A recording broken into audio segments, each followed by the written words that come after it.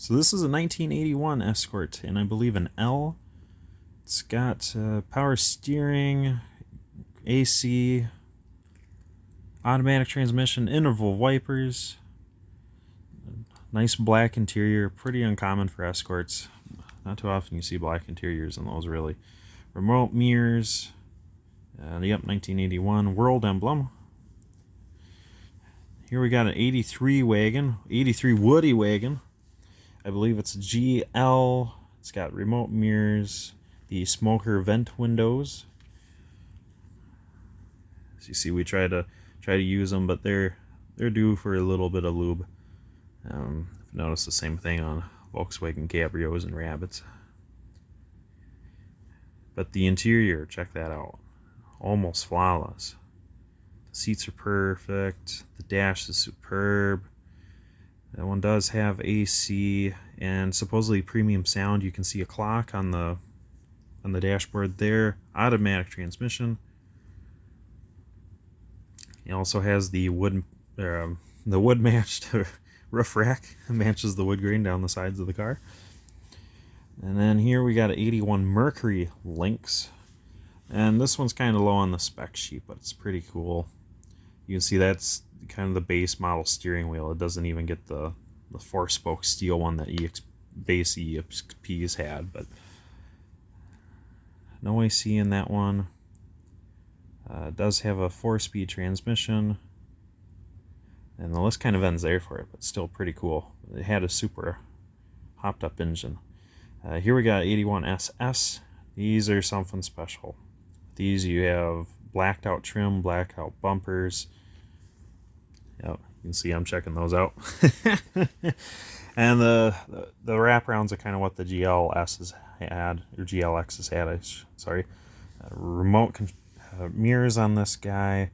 SS's only came in manuals as far as we know. This one also has a black interior with the tweed inserts of the seats. SS's all get the special stripe package. That's what the red decals were. We'll move on to this one. This one's it's supposed to be a 1982, but going off of the grill, I'm thinking 81 if that's the grill the car always had. Otherwise they would have a Ford emblem if it was 82.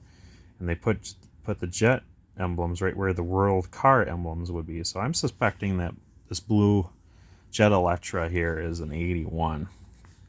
But it was made in, I think, June or July of 81, so it's really hard to say. Not very fancy instrumentation, but it's so rare I get to see the electric cars, much like my electric EXP.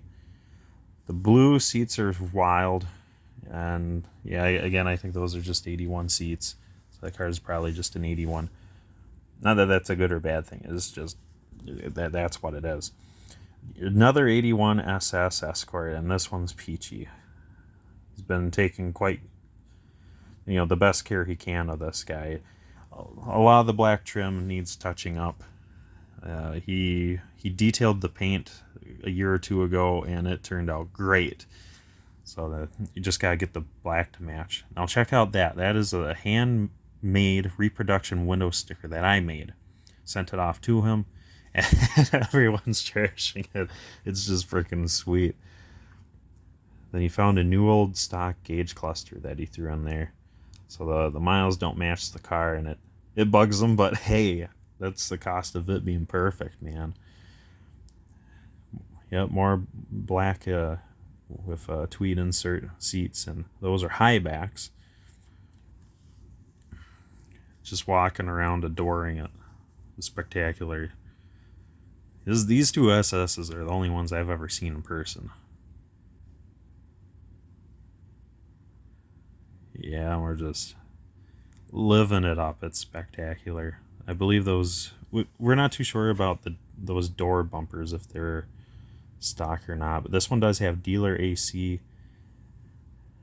And here we get to what I think is an 83 Escort L, maybe only an 82. But check out those seats. Now these seats are something special. It's a very unique pattern, and EXP's never had anything like that. And if you notice, there wasn't a center console in in the car either. It's just a shift boot in the floor. You don't even get the little base model tray that goes around it. And instead of having AC vents in the center there, it's got little like little pockets you can put some storage things into. That one also has that base model steering wheel. That's pretty rare. But this one does have speakers in the rear, but we're pretty sure those are aftermarkets of sort. So Escort L on the option list. And then here's my haul from the day.